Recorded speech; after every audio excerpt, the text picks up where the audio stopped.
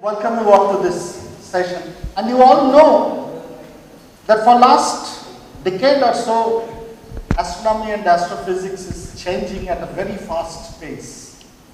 It is not only changing because some new things are coming up, but it is fundamentally changing in some ways, which is to evolve our ideas of the universe, our very structure and world views are changing.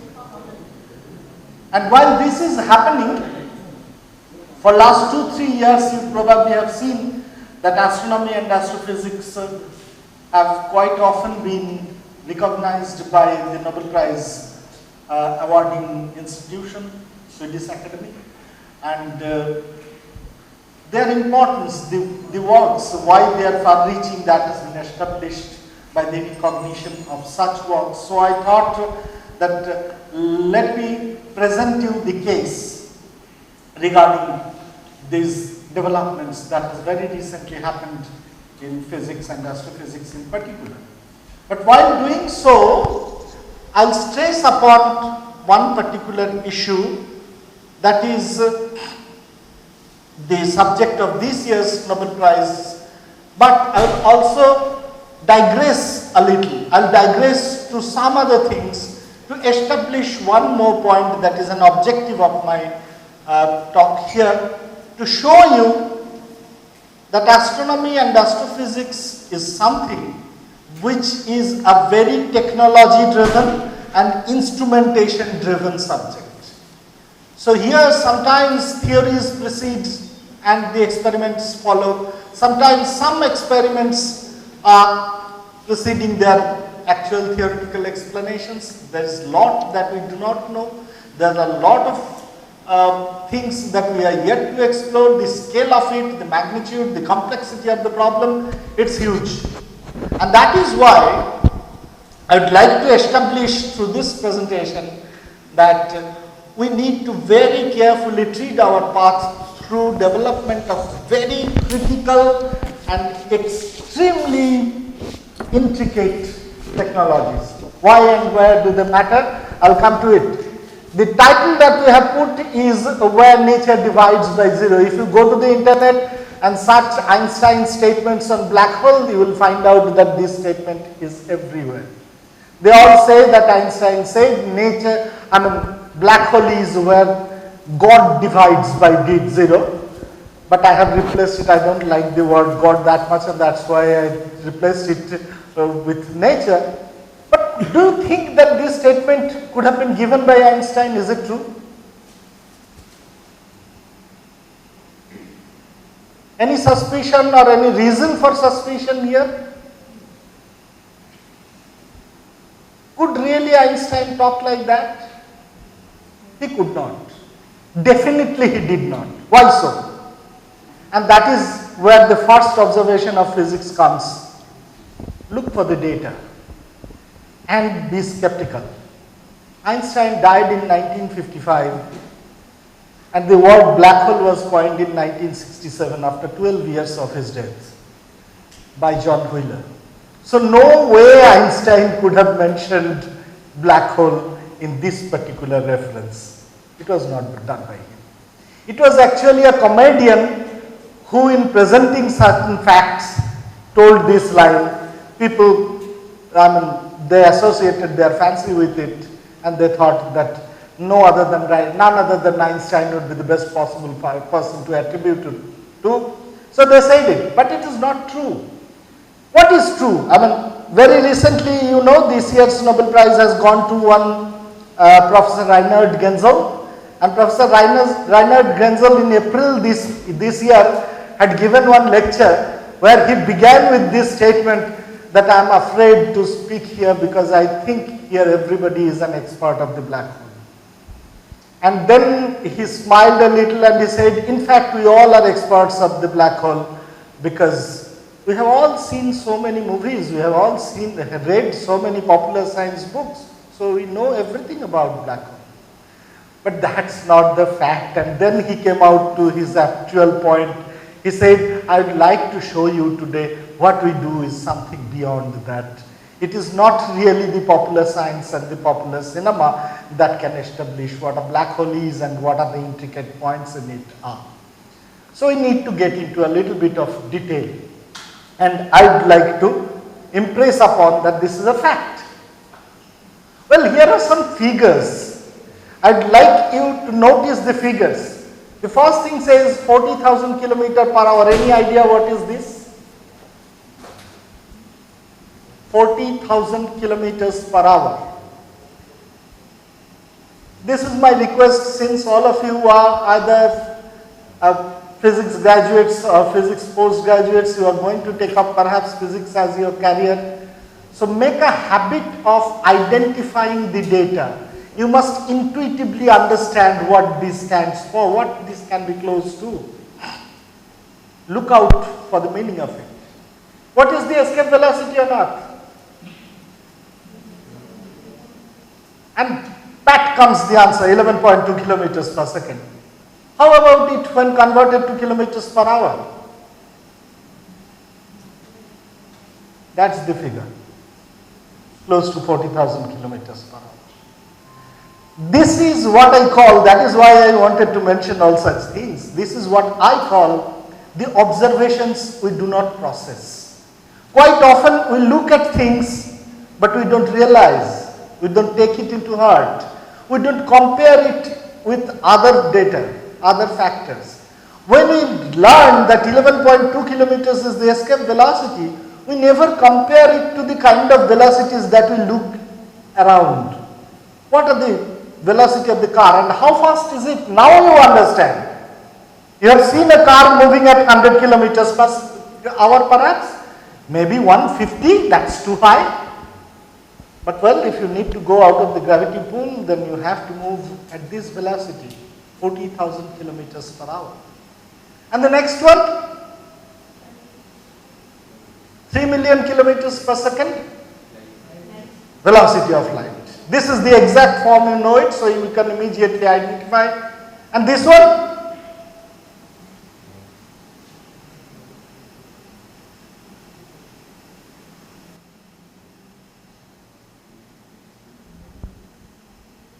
the same thing, just the unit converted. Okay, it is the velocity of light in kilometers per hour. Why I am mentioning all these, we will require them.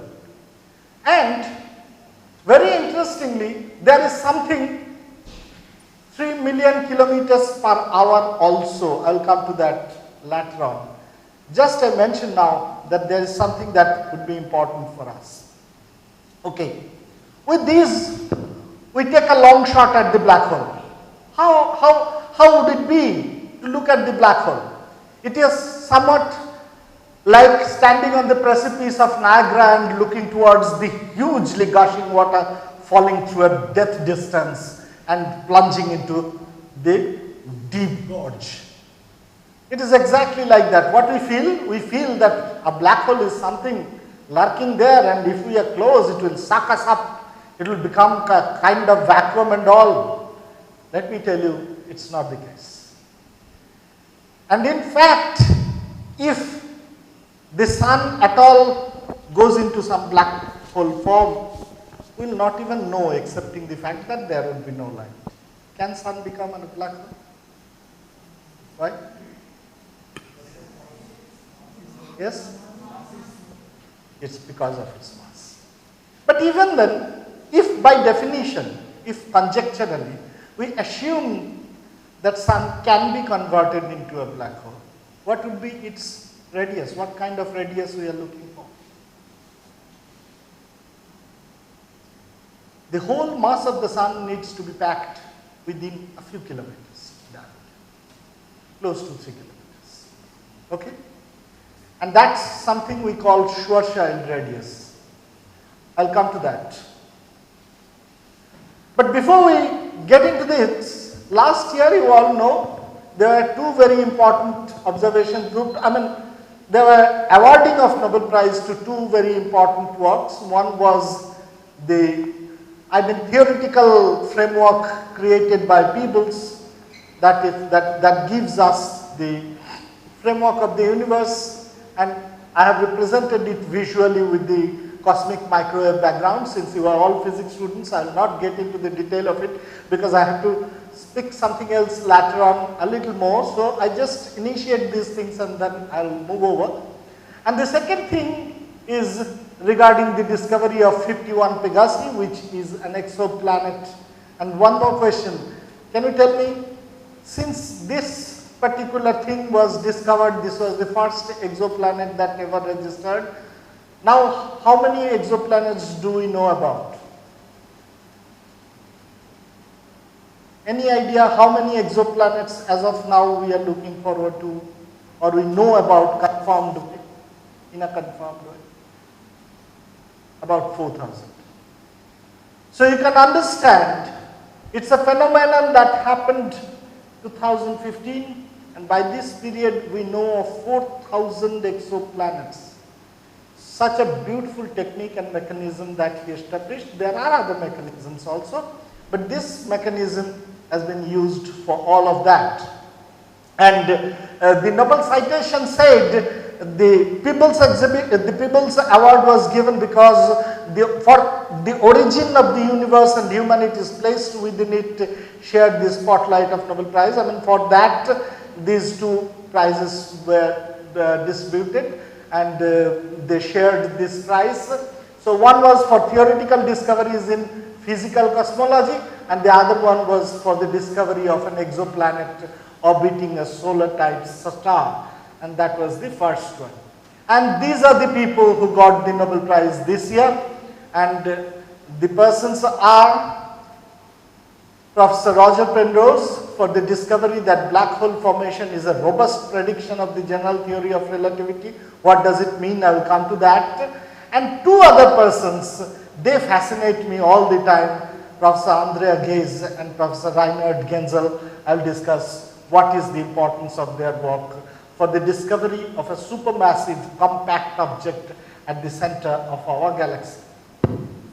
Now all these things really started a long back, but we have to pick up a point from where we can initiate our discovery and our discussion.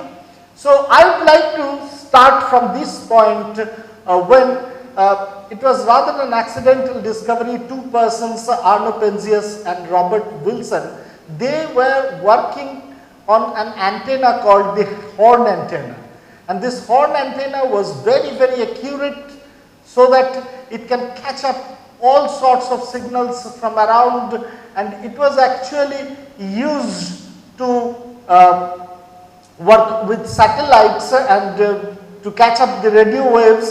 But they found that whatever they do, all the time they were getting some sort of signal which appears as a noise, and whatever direction they point the antenna to, it is always coming all through. Even though they were particularly interested about communication satellites, but they found that something deeper is there. They removed all possible sources of radiation. Even at some point of time, they guessed that there may be pigeon droppings inside the antenna which is creating these heat radiations, and they had cleaned it up that as well, but even then the noise was never removed. And now we know they were actually looking at the cosmic microwave background. It is the same kind of microwave that we get inside our microwave oven, but only the temperature is close to the level of 2.725 Kelvin, which is very, very low. The point is that when both Penzias and Wilson, they got those signals and they were not being able to explain where from they were coming, they had a suspicion that some general background radiation is present whose source was not really established and clear to them. So very nearby there were a theoretical group working on the the Big Bang kind of theories, and they immediately called them up and tried to tell what they found as experimental evidence. And Robert Dickey and his team, they got in, and Peebles was also a part of that team, and they immediately understood that it is exactly the kind of background radiation that they were theorizing, which has been established by this group So they came together, they formed another collaboration, and ultimately they presented their papers, and first Penzias and Wilson, they got the Nobel Prize, and later on Peebles was awarded the Nobel Prize. Why I said this is because we have to understand the kind of instrumentation that went into this finding. Unless you can make that accurate an antenna, unless you can probe deep into the data, you will not be able to find out and confirm such cases. And there are several suspicions. Even a nearby car passing through the road may cause as the source of the radiation. So you never know. You have to exclude all possibilities to such details, and then only you will be able to confirm that yes, you are into something that really explains the fundamental universe. The radial velocity method of finding out the external exoplanets is also something similar. And what it is, the planets are so far away that with no matter how big a telescope you use, the telescopes can never give you the kind of resolution that is required to see some exoplanet. They are never visible. They are mostly seen through indirect methods by applying some other technique. And what are the techniques? I will come into that, and you will find out that in astronomy, these indirect techniques of imaging have become extremely important, because there are many things which are not really directly visible. So what it is explained in this animation. You can think of it. Suppose one star is there and the planet is rotating around it. So what will happen? Just because of this movement, you all know it's a two-body problem, and that is why the star will also rotate around their barycenter. And when it is moving around the barycenter, the star will sometimes go in the radial direction away from us, and sometimes it will come closer to us. So if we analyze its light through our spectrometer, there will be a red shift sometimes and a blue shift sometimes. So by observing that change and the rate of change, we can understand how far it is going and at what speed is it rotating, and that ultimately will bring us to the fact that there must be another mass rotating around the original star, and it is a two-body system with the barycenter therein, and that is why we can exactly calculate those figures, not even seeing the exact mass concentration over there. Okay, so that's how by indirect observation these planets are marked. And there are two ways. One, the intensity variation is also important. One is the red shift and blue shift, line shifting in spectral lines, and there would be always a change in intensity, relative intensity of the star as it is going far away and it is coming towards us. Its intensity will also vary. So from these curves we can find out how these things are moving, and these are the techniques which are beyond telescopes giving us our real images. Since we are talking of images, I thought that I will show you this picture. Can you guess what it is? What picture it could be? It's a bad picture, not a very good one, you can understand. But what it could be? Any idea what it is? Well, let me help you. It's sun. It's sun, but it's not the sun that we see during the daytime. It is a nighttime sun. Now, how is that? How can you see the sun by night? The sun right now, we know, since it has set already, so if we have to see the sun, then the light has to come through this whole lot of stones and the earth and everything. It is on the other side of the earth. So if we have to see the sun now, we need to get some kind of thing which can come from the sun to us, getting through the whole thickness of the earth. And yes, there is one such thing called neutrino. And the neutrinos are dangerously unsocial. They don't mix or interact with any other object, almost no other mass they interact with, and that is why they can pass through the body of the whole earth, and it is the first image of the sun taken through neutrino imaging. Probably you know that during the last decade, India is taking part in many big experiments. We call it mega science. There are several mega science projects. One of them is LIGO, LIGO, the Laser Interferometer Gravity Observatory, and similarly many other projects. One of them is this Neutrino Observatory Imaging Project, and in India we are making one Neutrino Observatory that is going to come up very soon, and in all probability you people, when you will come out of your courses and with some research experience, maybe these labs will be available for you.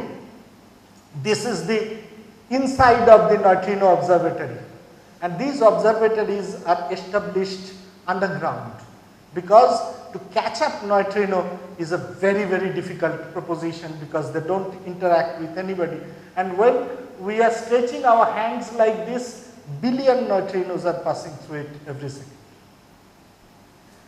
So there are plenty. And what is the difference? Why are we interested about neutrino? It is because I'm sorry, you have to think of certain things. Suppose one photon is generated inside this star, sun.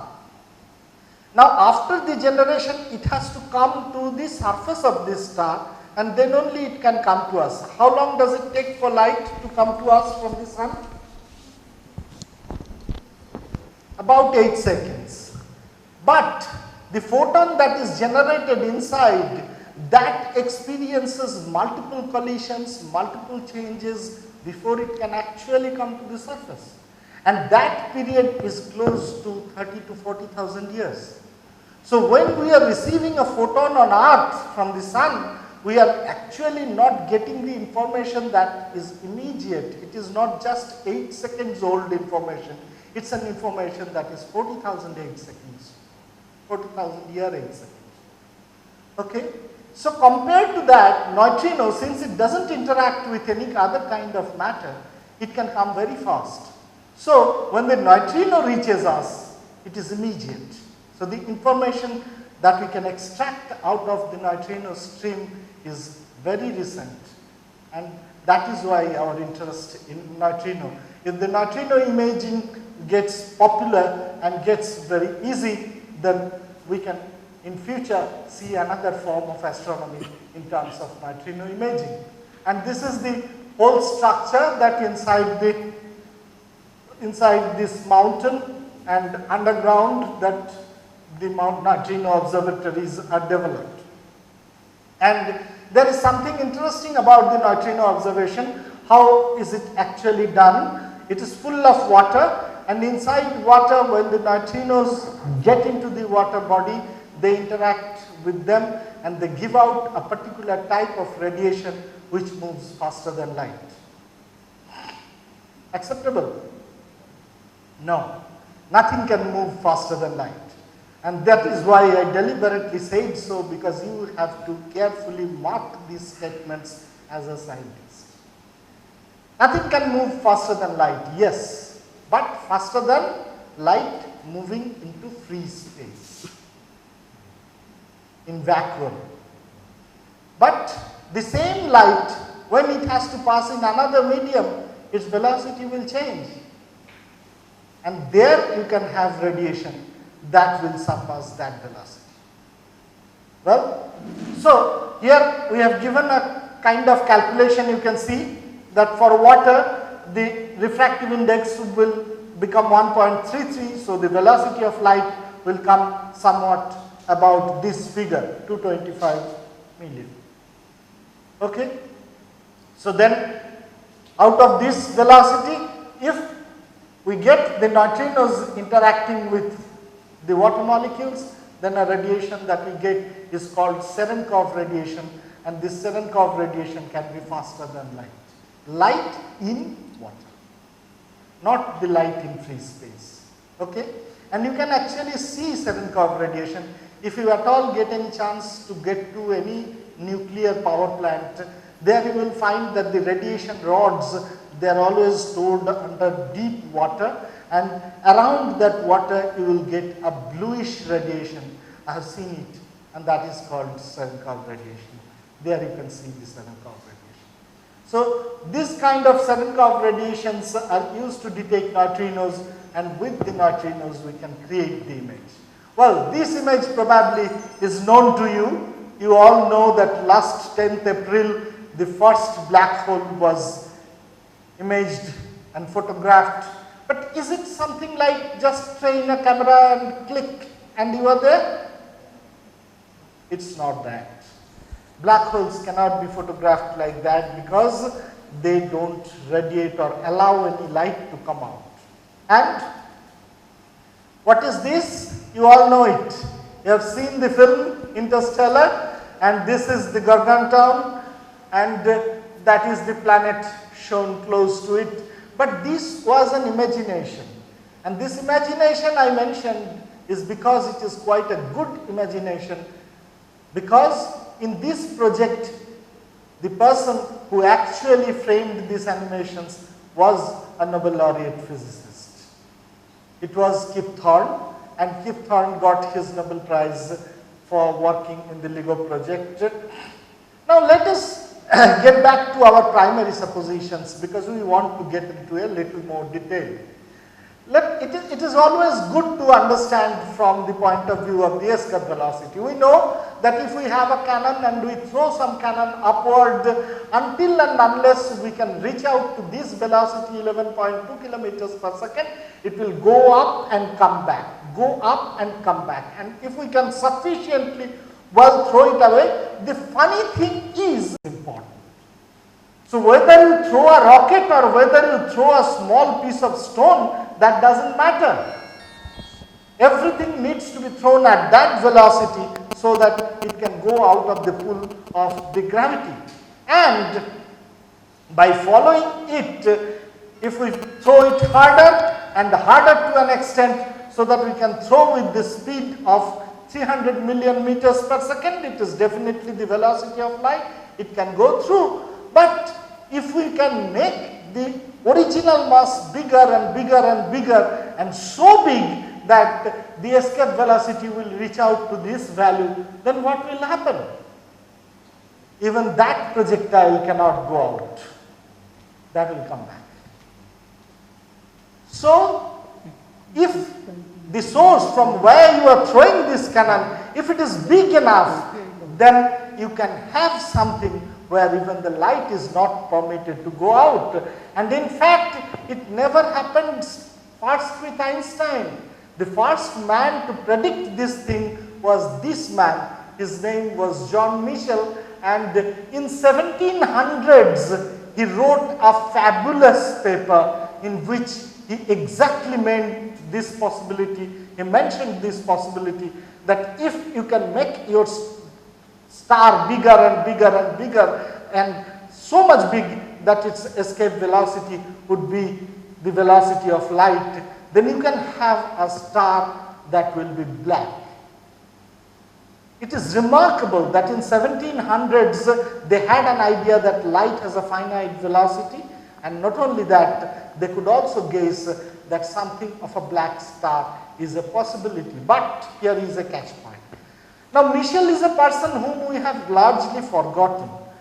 As of now, Michel is remembered only for one reason, that he was the person who discovered the method by which, observing the earthquake, you can find out where the epicenter is.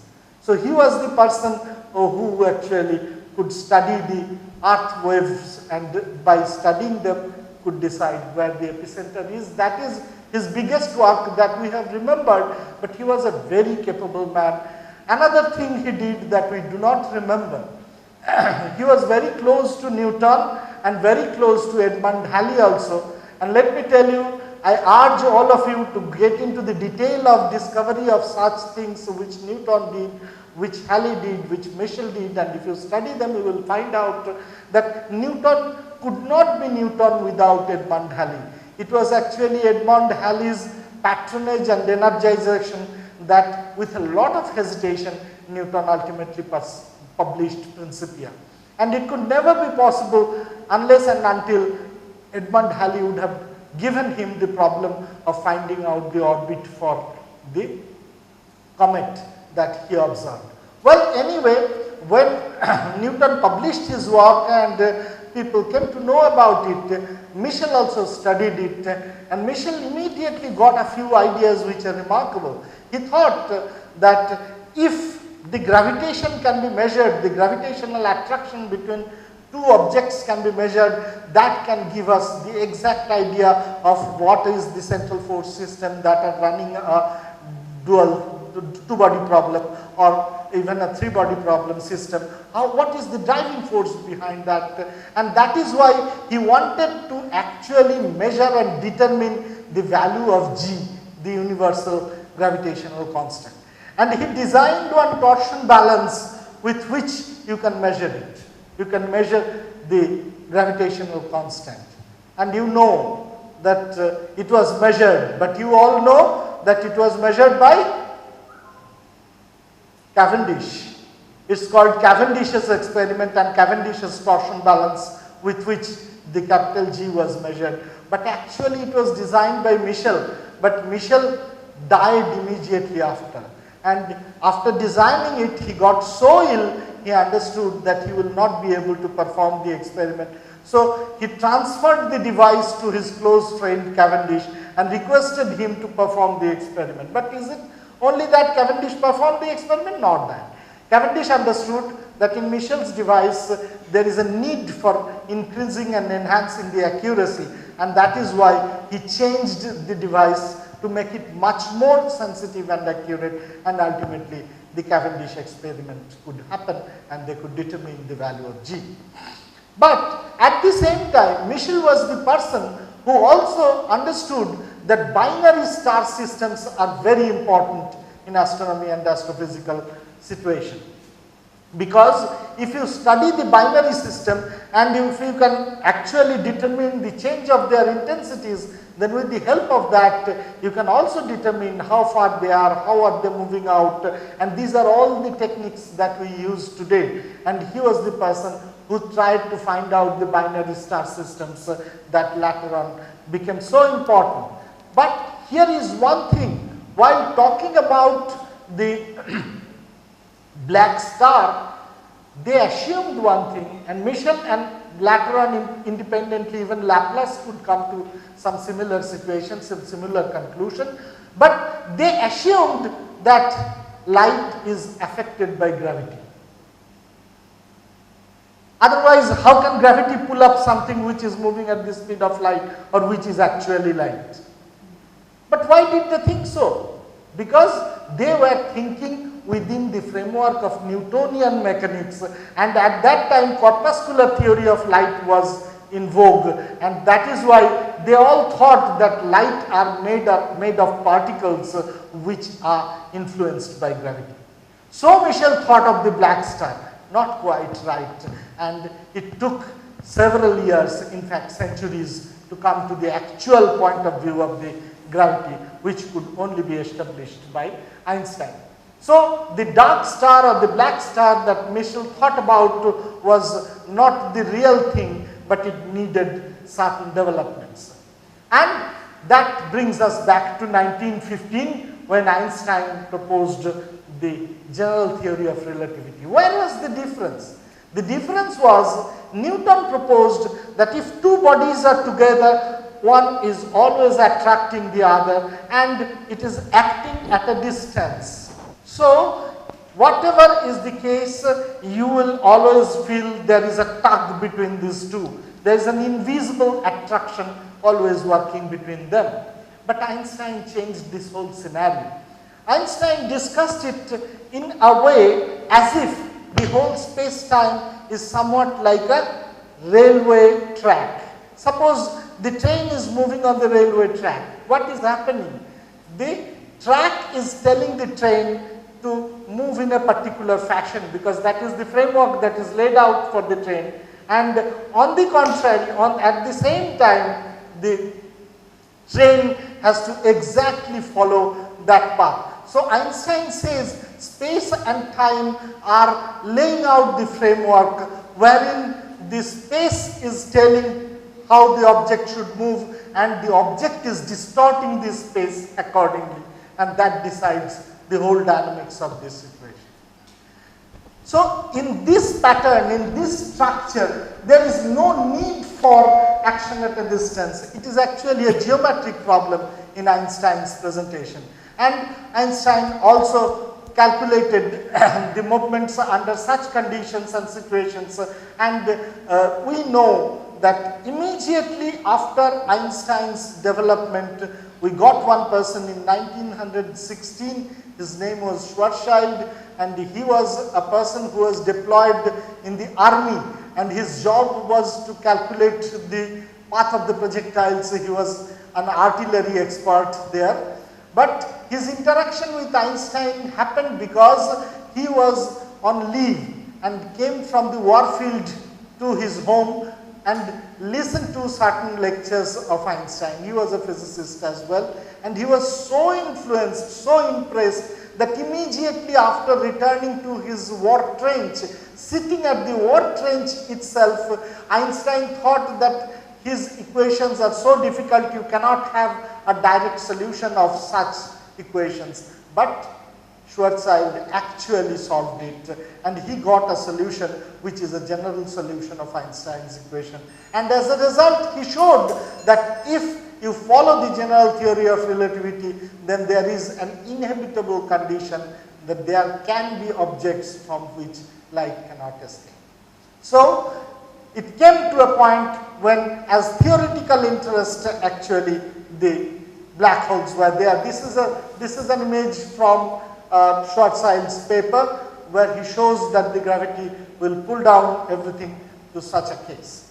And then you know about Chandrasekhar and his role, which he showed. Probably you have also studied in this course about Chandrasekhar's and Eddington's theoretical fight about these two, and Eddington was never ready to accept Chandrasekhar's idea, and Chandra had to fight his early life all against Eddington. But what happened is the black hole concept moved on. From Chandra's idea, then it came to Carr, and Carr showed that the black holes are featureless. One particular black hole is only determined, all its physical characteristics are determined by its mass and by its spin, and nothing else are required. So it was the exact statement, if I may mention here, what Wheeler said: the matter of the core pours torrentially inward from all directions like 1,000 Niagara Falls onto its way down from the original dimensions to ever smaller sizes. This was written in 1968, and then he said, in less than a tenth of a second, the collapse goes to completion and little, if anything, is seen. So they said, it doesn't matter, whatever you throw into the black hole, everything is lost. And from outward, you cannot study any feature of the black hole to say how it was generated, how it was created, and what are its internal structure. Well, what happens inside the black hole pretty much stays inside the black hole. From outside, we cannot have any guess about it.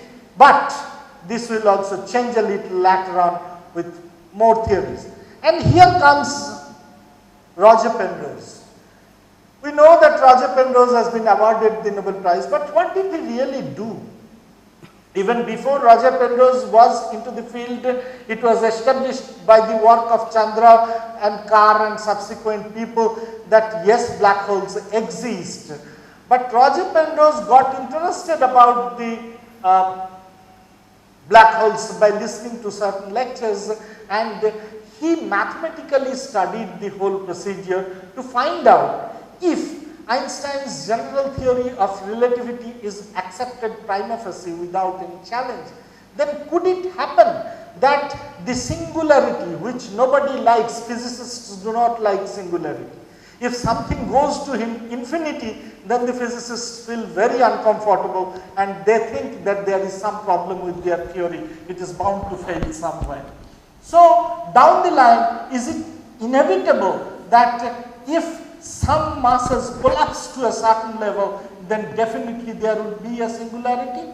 Well, there are phenomena. You have studied the evolution of stars, and you know that at certain point of time the white dwarfs happen.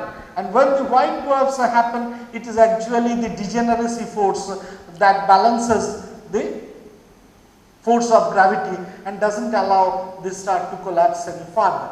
But if it is more massive, then the electron degeneracy cannot prevent it. They are further brought down and collapsed, and the electrons are bound to mix up with the protons to form the neutrons, and the whole mass of the star that becomes a neutron star, which behaves like a single nucleus, right? And you know that it is matter of enormous density. And how big a neutron star can be? Any idea?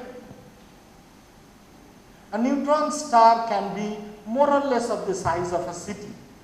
And within that city, you can punch up huge amount of mass, and that is why the density is too big. But later on we will see that for black hole this is not the case. But what Roger Penrose showed is that yes, it is a natural outcome for the general theory of relativity, that if something is big enough and the collapsing force is already on, then singularity is a natural outcome of it. You cannot avoid singularity. So what does it physically mean really? It means that at one point of time, the whole of time has to cease. At one point of time, all physical rules have to break down. Probably even the general theory of relativity has to break down at certain point. But we do not know exactly where it will happen. And we are pushing up, and I can quote you very interesting statements.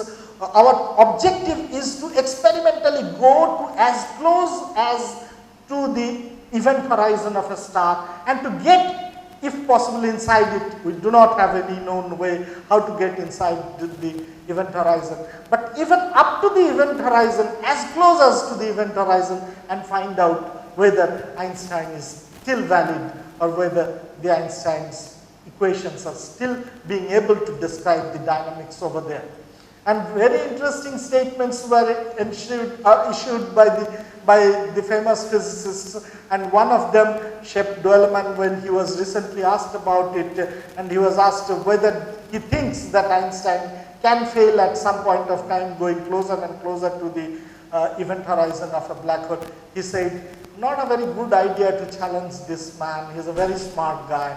So I know it has to happen someday, and probably the theory points to that direction, that we know general theory is not the whole story, but as of now I don't expect. So he was asked in another 50 years, he said maybe a century.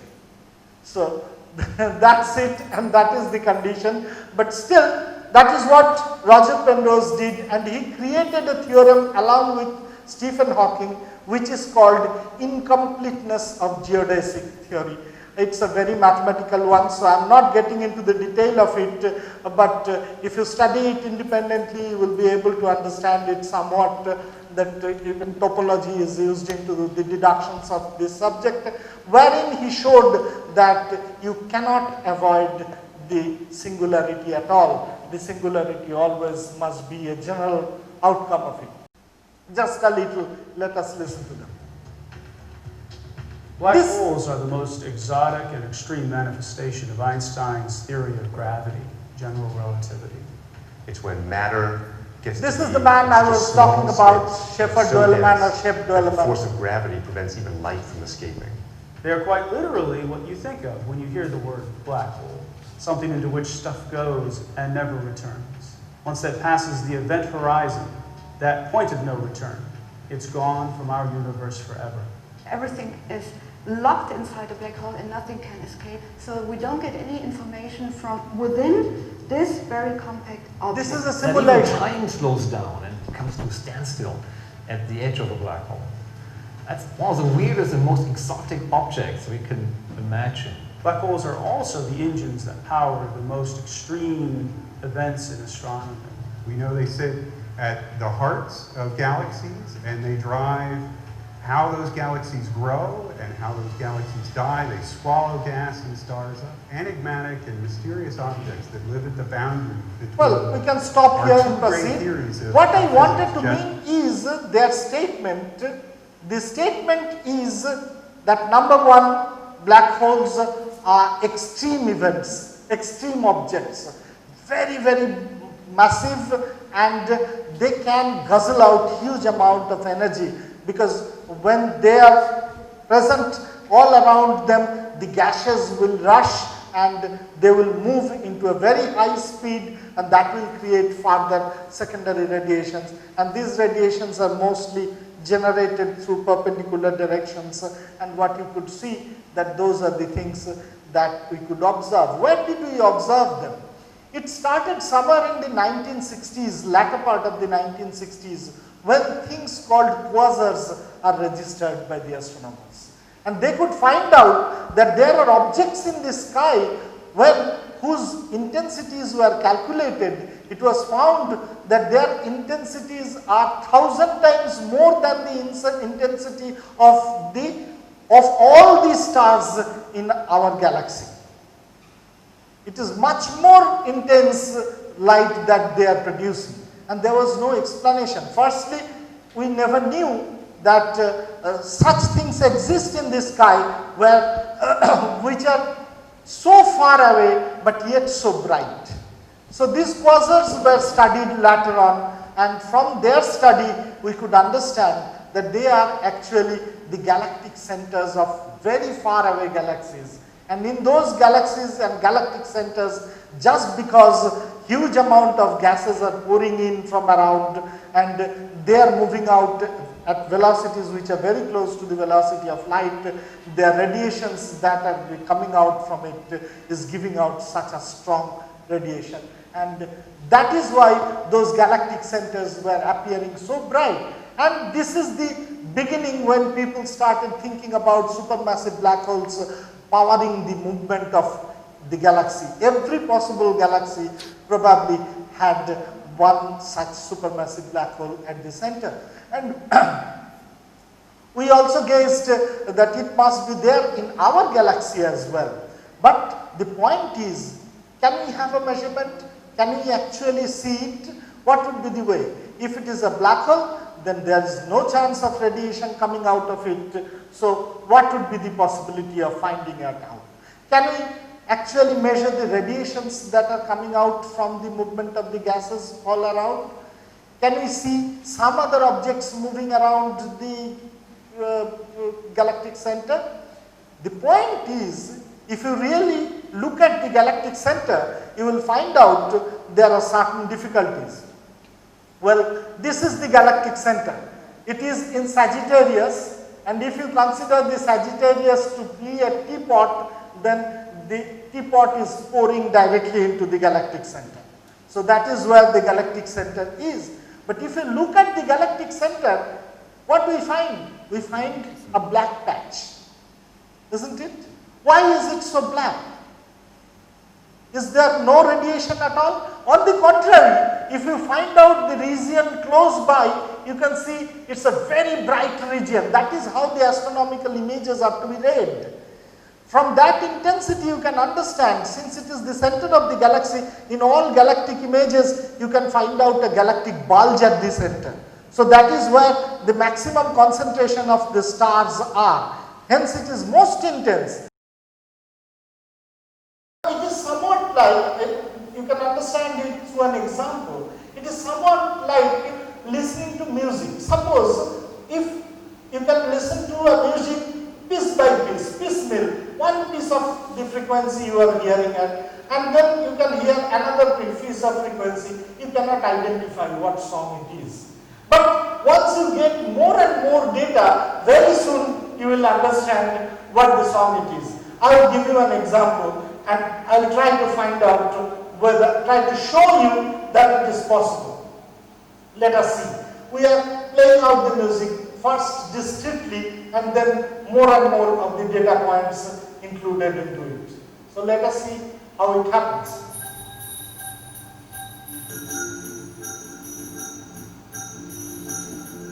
As more frequencies things are coming in, you know.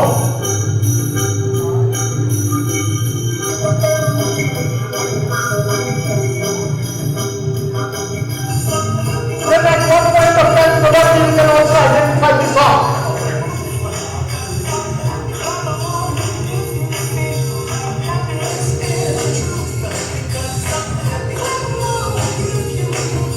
This is exactly how it happens.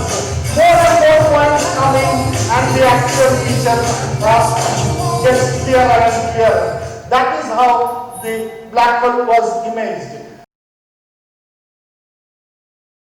Photons, they turn around, and there is one particular point beyond which the photons cannot exist, but if they are always kept outside it, they just move around, make rounds and rounds, creating a silhouette of this black hole image that is really captured. Let us see how it's happening. How it's happening. This is the structure. This is how the movements will be recorded, and that is how the paths are to be noticed. And when you look at it from the front side, what you see is a silhouette. And that is the pattern that is presented in the Event Horizon Telescope or EHT. That is exactly what you could see.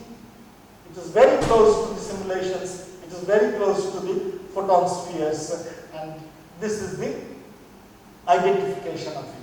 I'll go past a few more points. These were the positions of those radio telescopes from where all these data points are taken. These data points were collected together. This is the future prediction, in which in India also there would be one part of the EHT telescopes.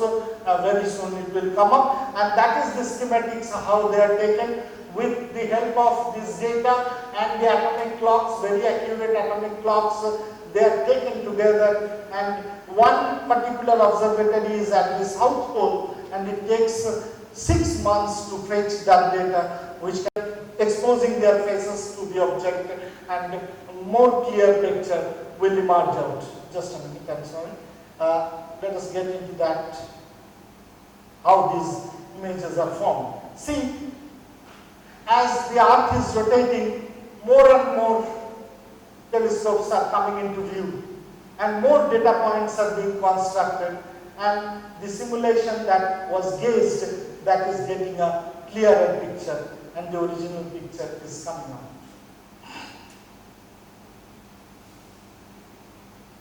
Okay, so this is how the image was taken by the Very Large Base Telescope. Now I'll finish off with one more technique that has come very recently, which is called the gravitational wave technique, or the gravitational telescope. It is the LIGO. It is the LIGO observatory with 4 kilometer long arms in both these sides. And how do they work?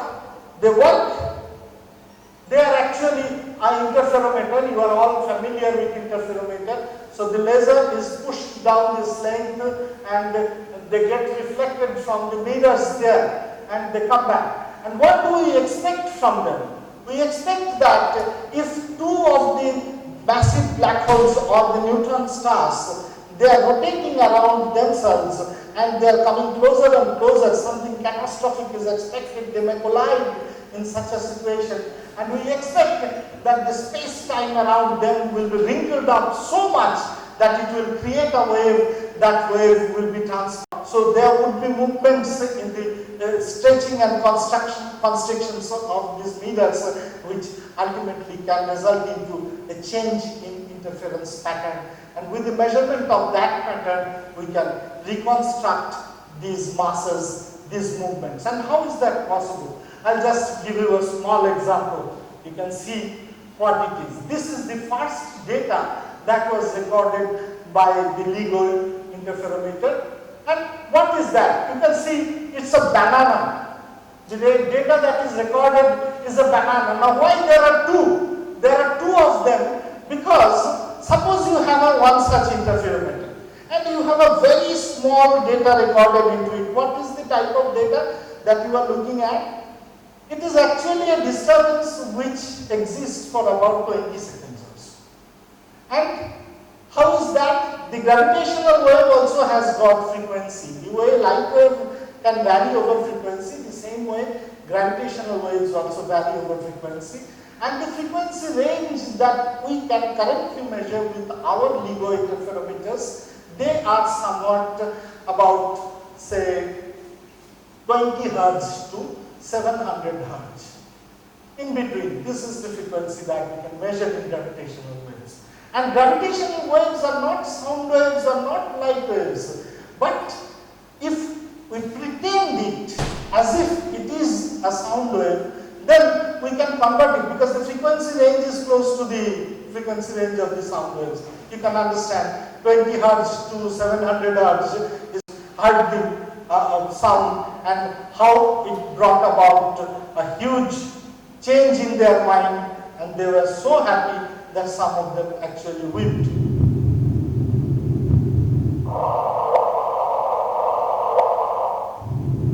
That's it.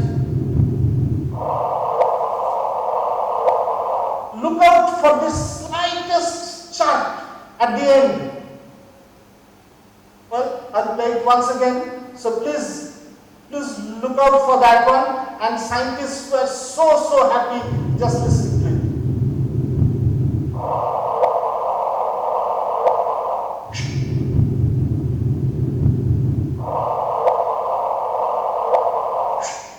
And then it stops. Now what is it? What really happened?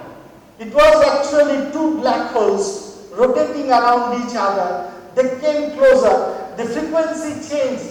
Here you can see the frequency changed. The frequencies changed and the amplitude started increasing. Then they collided. So accordingly, if we convert them to light wave, the light intensity is also increased. It looks like a banana, and the whole frequency, it is called frequency pollution. The frequency pollution can actually be measured, and when it is measured, they collide, they bump into one object, become a bigger massive black hole, and then everything stops. Nothing else happens.